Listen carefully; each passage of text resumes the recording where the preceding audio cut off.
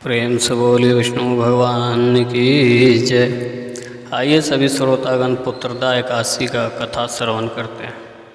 श्री युधिष्ठिर कहने लगे कि हे भगवान, मैंने सावन माह के कृष्ण पक्ष की कामिका एकादशी का सविस्तार वर्णन सुना। अब आप मुझे सावन शुक्ल पक्ष एकादशी का क्या नाम है, व्रत करने की विधि तथा इसका महत्व कृपया करके कहिए। मधुसूदन कहने लगे कि इस एकादशी का नाम पुत्रदा एकादशी है।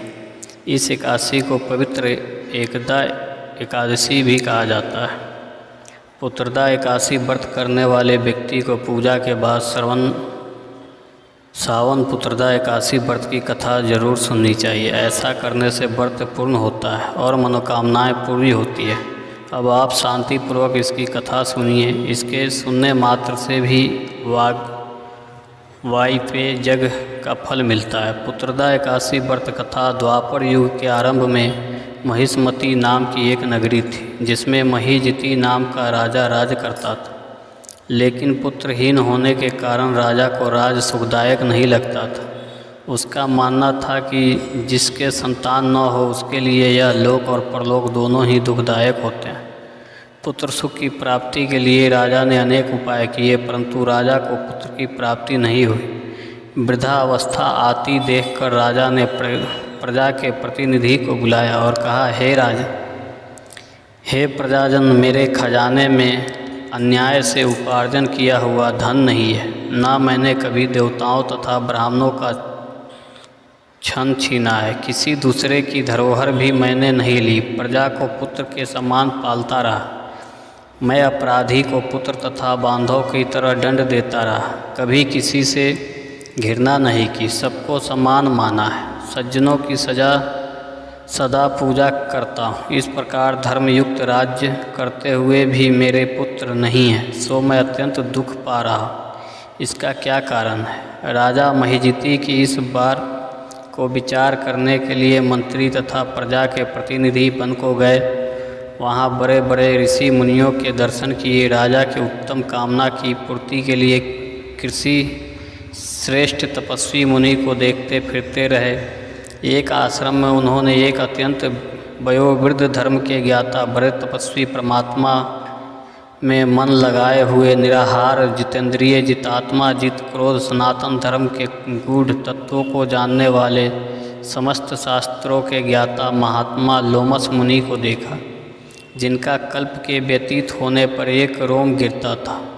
सबने जानकर ऋषि को प्रणाम किया। उन लोगों को देखकर मुनि ने पूछा कि आप लोग किस कारण से आए हैं? निसंदेह मैं आप लोगों का हित करूंगा। मेरा जन्म केवल दूसरों के उपकार के लिए हुआ, इसमें संदेह मत करो। लोमस ऋषि के ऐसे वचन सुनकर सब लोग बोले, हे महर्षि, आप हमारी बात जानने में ब्रह्मा से भी अधिक समर्थ हैं, अतः आप हमारे इस संदेह को दूर कीजिए। महिष्मती पुरी का धर्मात्मा राजा महीजिती प्रजा का पुत्र के समान पालन करता है, फिर भी वह पुत्रहीन होने के कारण दुखी है।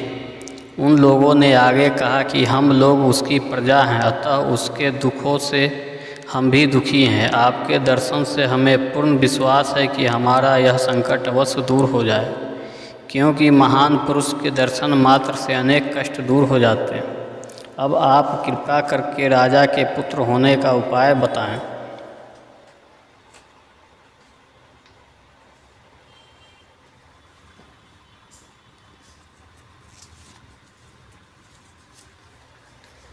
यह वार्ता सुनकर ऋषि ने थोड़ी देर के लिए नेत्र बंद किए और राजा के पूर्व जन्म का वृत्तांत जानकर कहने लगे कि यह राजा पूर्व जन्म में एक निर्धन वैश्य था।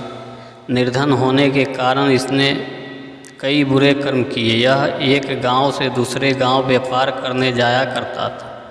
एक समय ज्येष्ठ मास के शुक्ल पक्ष की द्वादशी के दिन मध्याह्न के समय जबकि वह 2 दिन से भूखा प्यासा था, एक जलाशय पर जल पीने गया। उसी स्थान पर एक तत्काल की ब्याही हुई प्यासी गौ जल पी रही थी। राजा ने उसे प्यासी गाय को जल पीते हुए हटा दिया और स्वयं जल पीने लगा। इसलिए राजा को यह दुख सहना पड़ा। एकादशी के दिन भूखा रहने से वह राजा हुआ और प्यासी गौ को जल पीते हुए हटाने के कारण पुत्र वियोग का दुख सहना पड़ा। ऐसा सुनकर सब लोग कहने लगे कि हे ऋषि, शास्त्रों में पापों का प्रायश्चित भी लिखा है, अतः जिस प्रकार राजा का यह पाप नष्ट हो जाए, आप ऐसा उपाय बताएं। लोमस मुनि कहने लगे कि सावन शुक्ल पक्ष की एकादशी को, जिससे पुत्रदा एकादशी भी कहते हैं, तुम सब लोग व्रत करो और रात्रि को जागरण करो, तो इससे राजा का यह पूर्व जन्म का पाप अवश्य नष्ट हो जाएगा, साथ ही राजा को पुत्र की अवश्य प्राप्ति होगी।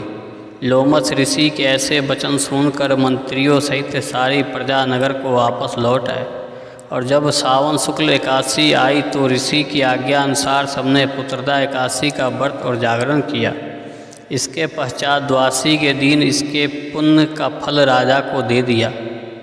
उस पुण्य के प्रभाव से रानी ने गर्भ धारण किया और प्रसव काल समाप्त होने पर उसके एक बड़े तेजस्वी पुत्र उत्पन्न हुआ। इसलिए हे राजन, इस सावन शुक्ल एकादशी का नाम पुत्रता पड़ा। अतः संतान सुख की इच्छा हासिल करने वाले इस व्रत को अवश्य करें। इसके महात्म को सुनने से मनुष्य सब पापों से मुक्त हो जाता है और इस लोक में संतान सुख भोग कर परलोक में स्वर्ग को प्राप्त होता है। प्रेम से बोली विष्णु भगवान की जय।